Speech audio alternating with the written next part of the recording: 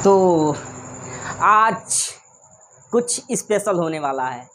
आज हमने आपके लिए चाट बनाया है पूरा मिर्च और मसाला डाल के, जिसका स्वाद आप मरते दम तक नहीं भूल पाएंगे। लेकिन ये चाट बनाना क्यों ज़रूरी है, क्यों हमें चाट याद रखना ज़रूरी है? प्रश्नावली 8 पॉइंट हमने पढ़ लिया है और हम जानते हैं प्रश्नावली 8.2 में जो है वह एक स्पेसिफिक एंगल पे सारे त्रिकोणमितीय अनुपात हैं। जैसे साइन 0 अंश की वैल्यू कितनी होती है, साइन 30 अंश की वैल्यू कितनी होती है, साइन 60 अंश की वैल्यू कितनी होती है। तो बहुत सारी वैल्यूज हमको मिलेंगी। उसे याद रखना थोड़ा मुश्किल होता है, लेकिन एक चार्ट के माध्यम से बिल्कुल आसान भाषा में एक ट्रिक के माध्यम से हम आपको याद करा देंगे। 100% आप मरते दम तक इसे नहीं भूल पाएंगे। ठीक है, तो आइए मूव करते हैं लेक्चर की ओर। पहले हम पढ़ चुके हैं पहले लेक्चर में कि साइन थीटा क्या होता है, लंब बटा कर्ण, कॉस थीटा क्या होता है, आधार बटा कर्ण, और टेन थीटा क्या होता है, लंब बटे आधार। 6 त्रिकोणमितीय अनुपात होते हैं। साइन का उल्टा होता है कोसेक। यदि साइन लंब बटा कर्ण है तो कोसेक क्या होता है, कर्ण बटा लंब। ये नई बात नहीं है, लाल बटे कक्का पुराना वीडियो में हमने बिल्कुल बेहतरीन तरीके से समझाया है। यदि आप नहीं देखें हमारा पुराना वीडियो, जाकर देख सकते हैं। कॉस थीटा क्या होता है, आधार बटा कर्ण, तो कास का उल्टा सेक होता है, तो सेक बराबर होता है कर्ण बटे आधार। उसी तरह टेन थीटा लंब बटे आधार है, तो कॉट थीटा क्या हो जाएगा, आधार बटा लंब। यानी साइन का उल्टा कोसेक, कास का उल्टा सेक और टेन का उल्टा काट होता है।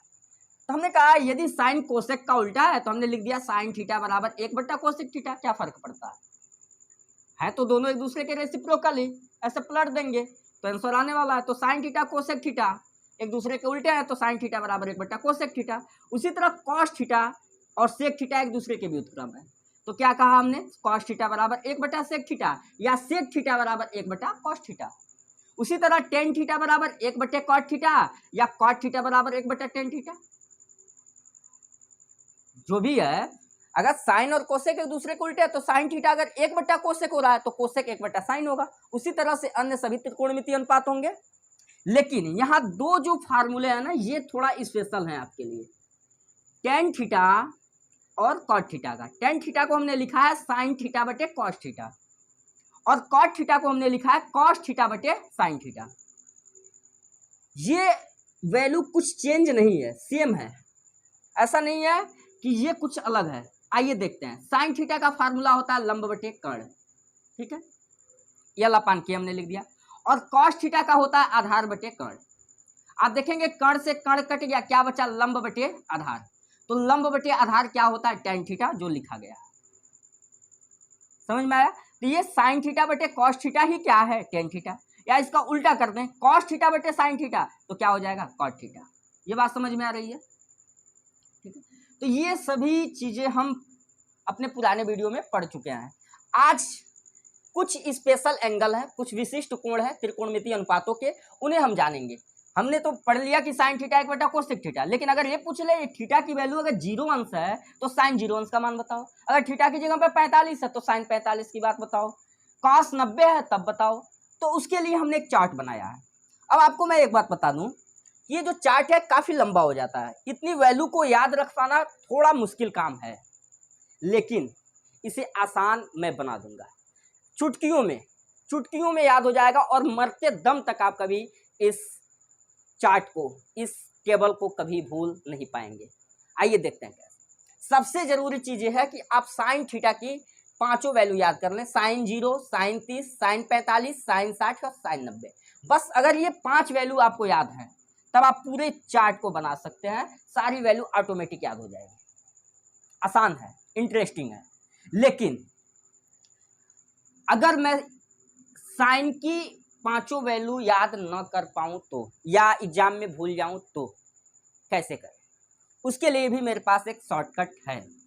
साइन 0 अंश की वैल्यू होती है 0, साइन 30 अंश की वैल्यू होती है 1/2, साइन 45 अंश की वैल्यू होती है 1/√2 और साइन 60 अंश की वैल्यू होती है √3/2 और साइन 90 अंश की वैल्यू होती है 1। अगर आप याद कर सकते हैं तो साइन के इन 5 मानों को आप याद कर ही ले।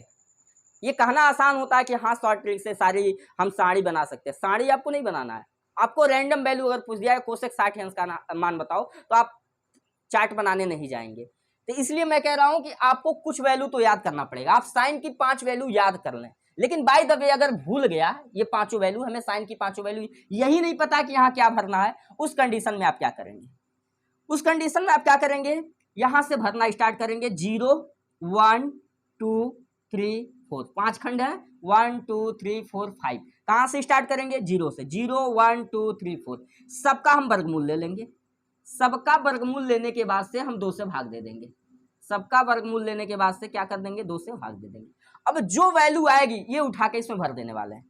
कड़ी में 0 का मान कितना होने वाला है? 0, और 0/2 कितना हो जाएगा? 0। कड़ी में 1 का मान कितना होगा? 1, अब बटा में क्या है? 2, तो 1/2। उसी तरह कड़ी में 2/2 है, लेकिन इस 2 को, ये जो नीचे हर में 2 है, क्या इस 2 को ऐसे लिखा जा सकता है? √2 × √2। किसी भी संख्या को 2 बार कड़ी के अंदर उसके गुणनफल के रूप में लिखा जा सकता है। तो एक कड़ी में 2 से कड़ी में 2 कट गया एक बार में, तो क्या बचा? 1 बटा कड़ी में 2 जो यहाँ पे है। उसी तरह से ये कड़ी में 3/2 मौजूद है, और कड़ी में 4 का वर्गमूल कितना होता है? 2, और बटे में कौन है? 2, 2 1 कम 2 यानी कि 1। तो यदि आप ये पांचों वैल्यू भूल जाएं तो एक शॉर्टकट अपना सकते हैं कि यहाँ 0 1 2 3 4 लिखूं, सबका वर्गमूल लेके बटे में क्या कर दूं? 2, और इसको सॉल्व करके इसमें भर दूं। साइन के पांचों वैल्यू मिलने के बाद से, साइन के पांचों वैल्यू मिलने के बाद से अब ये चार्ट को भरना बिल्कुल आसान हो गया, बिल्कुल काफी आसान है। आइए समझते हैं। हम जानते हैं कि साइन और कोसेक एक दूसरे के क्या होते हैं? व्युत्क्रम होते हैं। साइन का उल्टा कोसेक होता है, क्योंकि साइन थीटा का अनुपात है लंब बटा कर्ण, तो कोसेक है कर्ण बटा लंब। यहां पे देख भी सकते हैं साइन थीटा बराबर 1 बटा कोसेक थीटा, एक दूसरे के उल्टे हैं। यानी कि साइन को अगर हम पलट दे तो क्या मिल जाने वाला है? कोसेक। अरे बोलो, है ना इंटरेस्टिंग? ये 0 है, मतलब 0/1 मान सकते हैं, बटे में 1 मान लेने से मान में कोई परिवर्तन नहीं होता है। अगर यह 0/1 है तो इसको पलटूंगा तो क्या होने वाला है? 1/0। 0/1 को पलटने पे क्या होने वाला है? 1/0। क्या आप इसकी वैल्यू बता सकते हैं? आपका जवाब होगा नहीं। यदि हर में डिनोमिनेटर में 0 है तो ये वैल्यू ज्ञात नहीं किया जा सकता है, अनडिफाइंड है, परिभाषित नहीं है। तो यहाँ पे लिख देंगे परिभाषित नहीं है, परिभाषित नहीं है, परिभाषित नहीं, अनडिफाइंड, परिभाषित नहीं। पन, चार्ट में हमने पन लगा दिया, मिर्च मसाला और पन। अच्छा, बच्चा बोलेगा दाढ़ी वाला इंसान पहले चार्ट बनाया करता था। अच्छा, साइन 30 अंश की वैल्यू कितनी है? 1/2। आओ पलट देते हैं। साइन 30 को पलटेंगे तो क्या मिलने वाला है? कोसेक 30, क्योंकि साइन कोसेक का उल्टा है।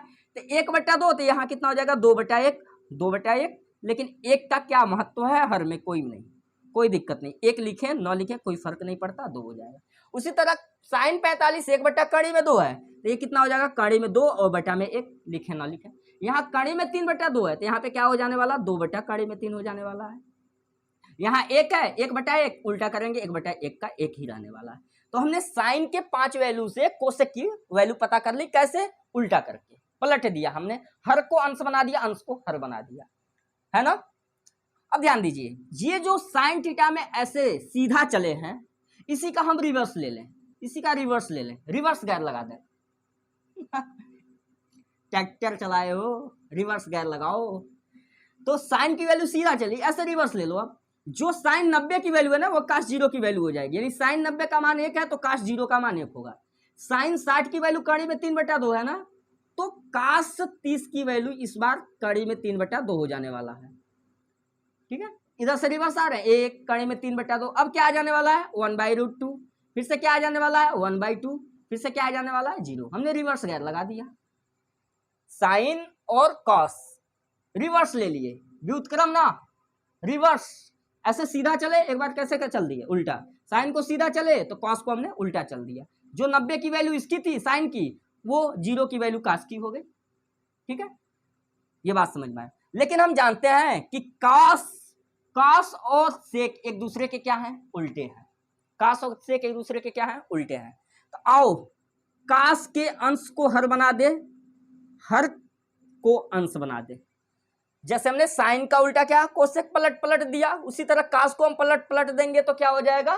सेक हो जाने वाला है। कॉस 0 की वैल्यू 1 है, 1/1, तो सेक भी क्या होने वाला है? 1 ही। अरे पलटेंगे तो वही तो मिलेगा।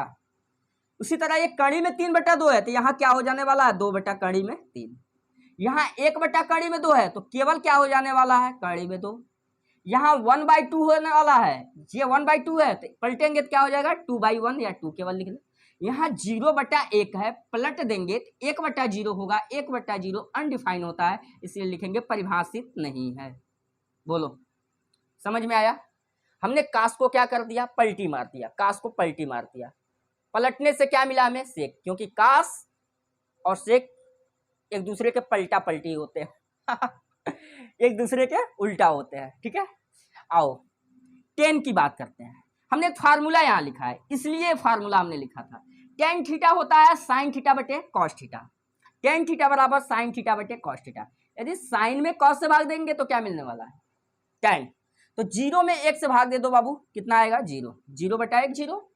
आओ इससे भाग देते हैं, 2 से 2 कट गया, कितना बचा 1/3 में 3, तो 1/3 में 3।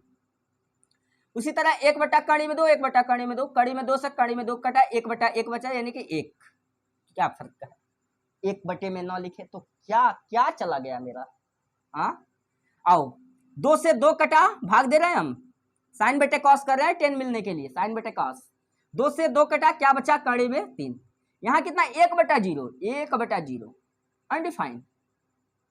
अरे बोलो अनडिफाइन ही तो होगा, 1 में 0 से भाग दे रहे हैं, डिनोमिनेटर में 0 है, परिभाषित नहीं है, परिभाषित नहीं है।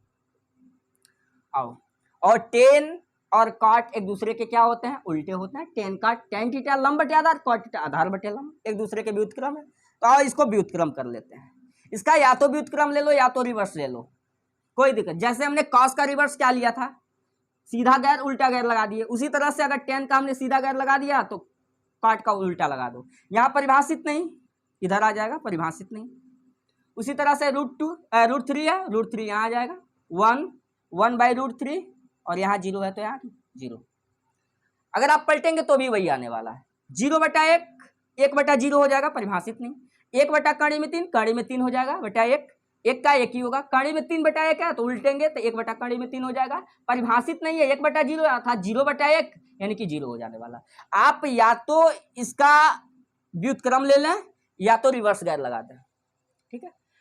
तो यहां भी आप देख सकते हैं कि ये जो सेक और कोसेक है एक दूसरे के रिवर्स चलते हैं, ये सीधा चला है तो ये उल्टा चला है, परिभाषित नहीं।